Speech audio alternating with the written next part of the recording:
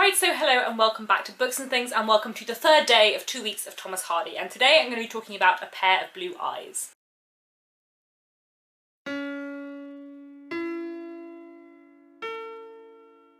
Chapter 1.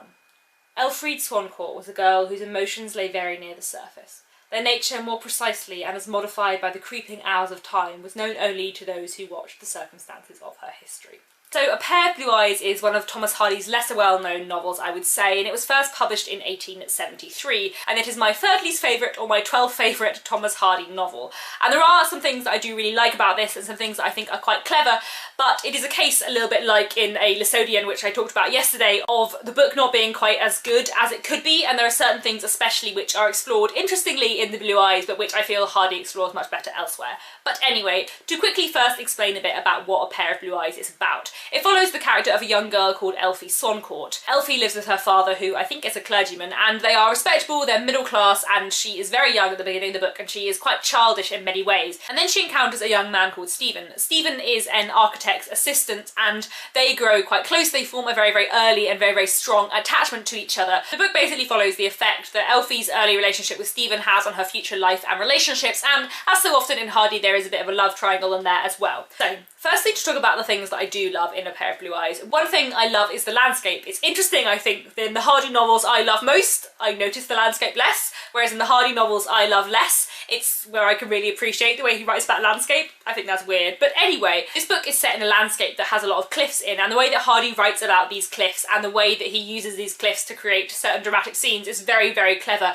And there are some brilliant, magnificent, incredible, exciting scenes that take place on these amazing cliff tops, which Hardy describes so well. Also set in the vicinity of a place called Castle Botterell, which is a fictional castle within Wessex. I believe it's based on a real place, but I can't remember where it is, and I looked it up and couldn't find out where it's actually based on. But it's set in the vicinity of Castle Botterell, which is a place in Wessex, and Thomas Hardy's poetry is also set in Wessex, and my favourite poem by Hardy, my favourite poem ever, to be honest, I think my favourite poem of all time is called At Castle Botterell. So I remember when I read A Pair of Blue Eyes and they talk about Castle Botterell, it made me just exceedingly happy because I love that Hardy poem so much, and I love that even his poetry is set in the same world as his books. He's great.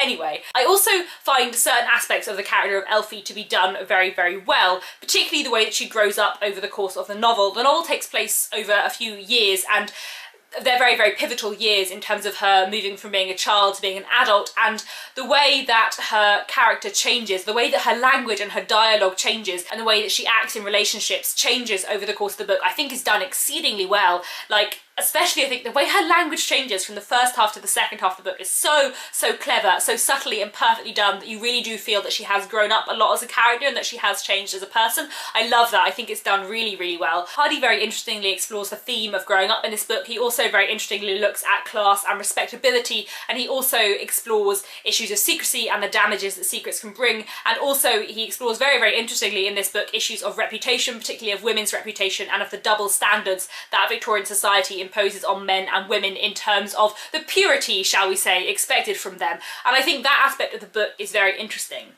But to move on to things I like less about the book, it's not that those things aren't explored well and aren't explored interestingly, but I know that Hardy does them better in other books. There are certain ways in which you can see A Pair of Blue Eyes as a precursor for Tess the D'Urbervilles. The plot is not the same, and what happens to Elfie is not the same as Tess the D'Urbervilles. I do want to stress that because I feel like you'd have a different impression of the book. It's not that. But the way the book explores issues of female reputation within Victorian society, and the way it explores issues of kind of male possession of women, I think is quite similar to Tess the D'Urbervilles, or at least I can see the seeds of Tess the D'Urbervilles in A Pair of Blue Eyes, and it's done much better in the Tess the D'Urbervilles because in a way things are pushed to an extreme more. The situation is much more extreme, but also I just think Hardy explores it a bit better there. I also feel like the theme of secrets in this book is explored better in Two on a Tower. Two on a Tower isn't my favourite Hardy novel by any means, but I do think that that theme is explored a little bit better there, and I feel like the stuff about class and respectability is better in some of Hardy's other novels, for example Jude the Obscure. While I enjoyed A Pair of Blue Eyes, and while I enjoyed those themes, I didn't feel they were explored as much as they could have been, and I know that they're explored better elsewhere. I also found, while certain bits of Elfie's character were done really well, and while I really loved the way her growing up was done, there were certain things about her which I felt were really underdeveloped. One aspect in particular is her role as a writer. So she is a writer, she has a book published, and I find this really exciting. I mean, this might just partly be because I'm a writer, but it's also because I'm interested in the role of writers in the Victorian period and the role especially of female writers. And I find it such a shame that the fact that Elfie is a writer is not really explored. Like, the fact that she's a writer is basically used as a plot device to make another certain character write a review of her book. It's not properly explored, and we don't really get to hear anything about the novel that she writes, and I feel like that's such a shame, especially when I compare A Pair of Blue Eyes to The Hand of Ethelberta. The main character in that is also a writer, and we learn so much about her writing, and it's so important to who she is as a person, and I loved that about The Hand of Ethelberta. So I felt it was a real shame that that wasn't part of the book in A Pair of Blue Eyes. And like I said, I do feel that that is probably a personal gripe with the book, and partly is because I'm a writer and I like reading about writers, but it did slightly irritate me. I also did struggle a bit with the ending of A Pair of Blue Eyes. It's one of those endings that you get quite a lot in Hardy, where you're like, Hardy, why did you do this?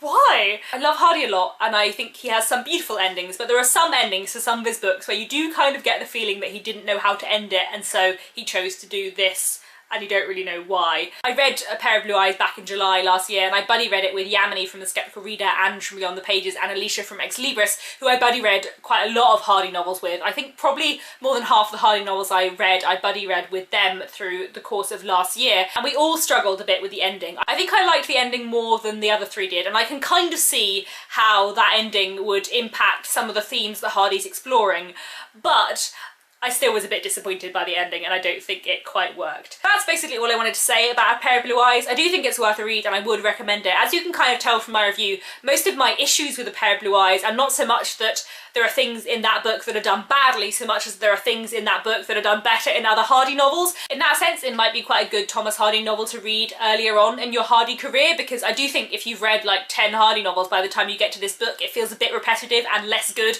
than the stuff it is repeating from other Hardy novels. But despite that, I do think it's worth a read, and it is an enjoyable book. That is all I had to say about A Pair of Blue Eyes, and I'll be back tomorrow to talk about another Hardy novel.